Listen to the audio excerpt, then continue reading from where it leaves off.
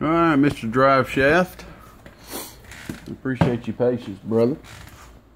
Here's your Texas Star 500V. And let's see here. Drop the note.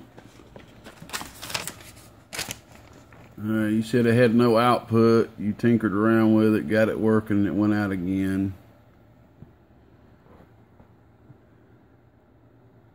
Do whatever you got to do, make it a monster, run on the hot radio, so do your magic. And oh yeah, you can run this on the hot radio, man, no problem at all. These amps are good to run on a hot radio right here. 667s are not.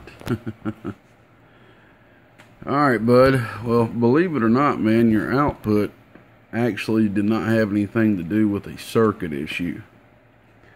This is the first time I've seen this happen myself, but the output S0239 panel mount connector, which is right here that this is screwed into, was so dirty inside. It was caked up with a black residue that was so dirty that the connector was not making contact every time that you screwed it in.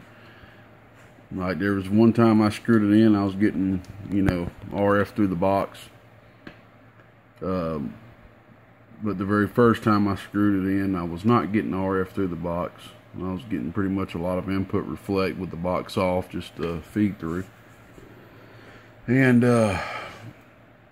that's when I started looking at everything, and you know, I probably went about 15-20 minutes through the circuit just double checking and seeing basically where the RF stopped. And just so be it, the RF was exactly stopping right here.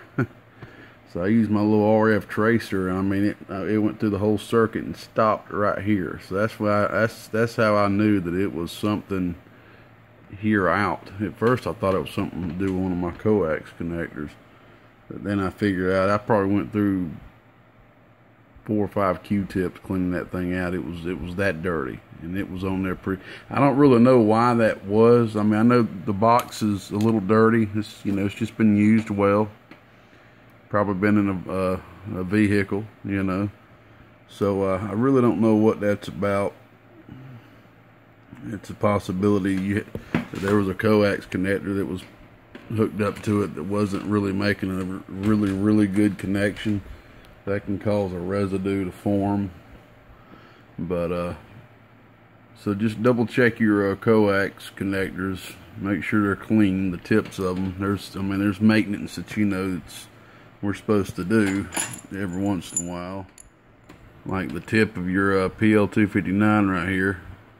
Just make sure that they're clean. You don't really want to take no sandpaper to them, but maybe some acetone and paper towel or whatever, and just clean it up that way, instead of, you don't really want to take sandpaper to it. You know, after a while to make it smaller, then it really won't be making a good connection. So anyway, so we went ahead and done your power wire upgrade that you asked for. Full power wire upgrade all the way into the back of the transformers. Okay. And I noticed your lamp for your power switch, it was out, so I replaced that lamp for you. The meter up front right here was the glue had came loose, and it was just kind of hanging in there by the connections right here, so I went ahead and glued that back for you. The cap right here, which is just a filter cap on your DC, it was blown for some reason. I've seen them do it from time to time. It was this right here. The paper had fell off of it around it too. So I put a bigger one on there for you. That's a 2200. Sometimes they put them on these amps, and sometimes they don't. They definitely do on the 1600s and everything. But so I went ahead and put you a bigger filter cap on there for you. Let's see here. I think there was one more thing. I went ahead and soldered all your tabs right here like I do every single Texas star that comes through here. After a while they can become oxidized, not touching the poles too well, and then your lamps won't be working up here. And just looking through everything, man, that's about it. You got lucky. There wasn't nothing wrong with the actual circuit. There's a possibility that it could have eventually, something could have eventually happened to the circuit, no doubt about that. But so you were lucky about that, man. So just check your PL259s. Just make sure they're clean. Make sure they're good and snug. Oh, one last thing. I don't know why I forgot about this. The connector on here, I think that's exactly, pretty much, I'm pretty much 90% sure that's what it was. The connector on here had became so spread apart. See, on these S0239s, after a while, they'll just spread apart, especially on the outputs, because that's got a lot more heat. The outputs has got more heat coming out of them than the input, and they'll slowly spread apart over time.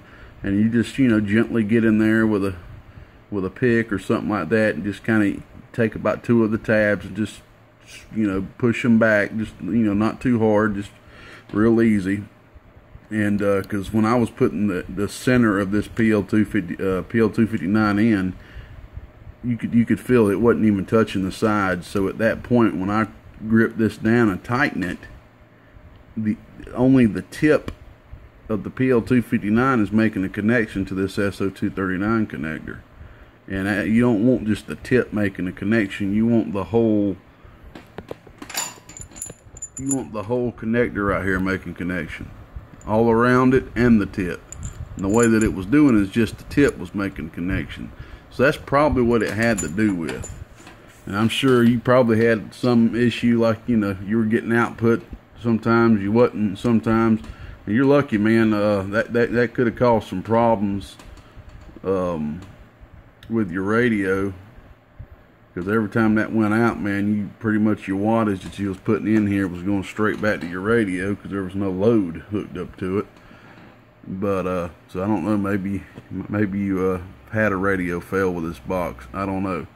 But those are just some pointers that you can follow, and other people that's watching this, you can follow if you ever have problems like that. Just if you ever take your PL259 and plug it into an amplifier, and it just feels like it just pushes in, and you don't feel that little snug feel when you push it in to go to screw it, just take a little pick, something, you know, skinny, and just kind of push 2 of the tabs together. You know, I really wouldn't go to all 4, just kind of 2 of them together. I mean, you can kind of go a little bit on all 4, but just mainly 2 of them together, just real, you know, just kind of push them back a little bit so they're making a good connection. That's something very common that happens.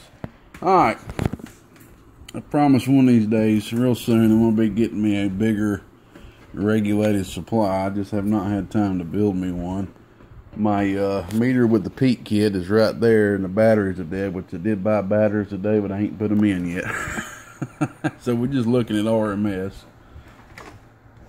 Alright, man, we got the 4-watt radio hooked up. Okay. Just a 4-watt radio. 1000-watt slow. Oh yeah. Oh yeah. Oh yeah. Input reflect. Oh yeah. Looks great. Oh yeah. Oh, that's running on 15.4 volts. I ain't really driving it hard yet to bring it down or anything. Alright, we do have the 1-pill driver hooked up, the epoxy 1-pill. First box ever constructed. If somebody offered me $10,000, I would take it. You thought I was going to say I wouldn't take it, would you? Nah, I'd rather not, man. I hope nobody does offer me that. They're pretty crazy if they do. It's just a old crappy 1-pill, but it's the first box I ever built, and I'd love to keep that thing. And if my kids ever get into this or anything, I'd love to pass it down to them. Alright, we got the driver on. Turn that voltage on that driver down. 14.4. That's good. Alright. Alright, the driver is hooked up, and we're going to be putting about 40 bird drive into it, okay? Just to confirm that. Turn that off. Oh, a little bit less than 40. Oh, I was thinking about hitting it with the hot radio. Oh, yeah, about 30 bird, okay? So that's like hitting it with a real hot radio, you know what I'm saying? A real hot radio.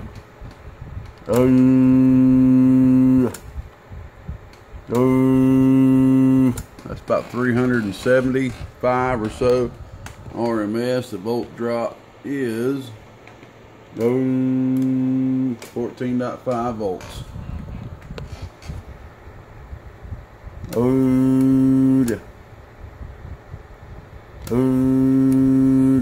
About 380. Excuse me, 360 RMS, man. You're already peaking about 800 watts plus already. PEP, that is. I'm not even going to reach out there and flip it on the high tap. There's really no need. I'm going to switch over to hot radio, and we're going to put about 10, 15 more bird into it. And this will be equivalent with hitting this box with a good dual final hot radio. They're a real good hot radio, dual final radio. Or just hitting it with a 1-pill driver. Alright, let me grab this mic over here. Turn that supply off. Hitting it with the Stickman Comp 29. 8 watts RMS is going into the driver. And that produces for us... oh, goodness gracious, that thing's smoking. Good God. This thing's stroking, son. If I'd hooked that thing up to the hot tap, man, I wouldn't doubt this thing be doing 550 RMS, man. This thing's got some output, brother.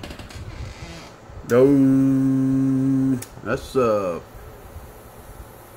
460 watts RMS right there. Volt drop is 13.8 volts. So this thing is stroking on 13.8 volts. Let's see what we're just doing when it's talking this thing, man. About 400 talking, 400 talking. There you go. 100 watts per transistor, man. You can't beat that with a stick. As I once heard somebody say. It might have been me, I don't know. Anyway, Mr. Driveshaft, we got this cat and picker stroking for you, man. Got the full power wire upgrade done. Anybody need a Texas Star worked on? I do specialize in Texas Star. I've always had a passion for Texas Star, and I think it's got something to do with that, because that's the first real box I ever had. And I definitely got a respect for the circuit of Texas Star. A lot of Texas Stars are ran and used pretty much improperly, meaning they're pretty much used for a different manner than really the way they're designed, but it is what it is. This is a box that I like to run on sideband myself. It does make a good clean AM box as well, FM also. But it is what it is, you know, and this box is definitely doing good for what it is. No doubt about it. You know, they ain't made to really just maul on. I mean, you got 1-inch transformers right here. They're going to get saturated a lot quicker than one with 1.5 inches or a big 5/8 core or something like that, a bigger transformer. And you know, they really ain't made to be big maul boxes, man. These are made to be kind of cruised and linear boxes. They are unregulated AB biased, so can't go crazy on the volts, because once you up the volts on them, the AB circuit is then not working on the voltage it was designed to be worked for, so then your bias current's going to go up, and you're going to start really getting over to storage class C very quickly. And these sandbars here are going to get hot as fire. And you might even pop one of the voltage dividing resistor, which I've seen happen quite a few times. But I've drawn out a circuit for these things to just simply make them regulated. I haven't done my first modification for that yet. Probably won't be nothing popular. I just kind of want to do it for fun one day, but I don't have time to be doing stuff for fun at the moment. Got a lot of catching up to do. Rest in peace, Stickman. We lost a very knowledgeable and bad to the bone radio tech, amp builder, and just a man, period. And Stickman was a humongous blessing for me, coming up to where I am currently. And I've learned a lot from him. I think a lot of y'all know that already. You can kind of look at my amplifiers and tell that he has definitely been an influence on me. No doubt about that. Alright. God bless 73s. Everybody that's waiting, just continue to wait and hold on in there for me. It's summer now. Kids out of school. So, we're going to be getting a lot more work done. I ain't got to worry about getting up early in the morning when I got the kids, so I can do a little bit more hours at night. 73's all we gone. Old Gatekeepers clear. Bye-bye.